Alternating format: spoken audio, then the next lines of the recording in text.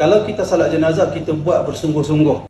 Kita jaga saf, kita buat dalam bentuk yang elok. Ada pahala satu qiraat siapa yang salat jenazah. Bawa sampai dikebumikan 2 qiraat. Pahala dia besar. Buat bersungguh-sungguh.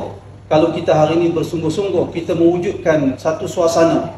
Orang yang menunaikan salat jenazah bersungguh-sungguh. Nabi kata, jika kamu berdoa untuk jenazah, fa'akhlisu lahu du'a. Ikhlaskan doa, sungguh-sungguh doa untuk jenazah. Kalau kita wujudkan suasana ini, tuan-tuan ingatlah, tak rugi. Kerana satu hari nanti yang duduk di hadapan itu adalah kita. Kita orang lain akan salatkan kita pula. Kalau hari ini kita salat lebih kurang lah, kalau sembang-sembang main salat jenazah, sembang bola, sembang artis, apa semua. Maka demikianlah ketika kita mati, orang yang mari salat kita macam itulah orang lain.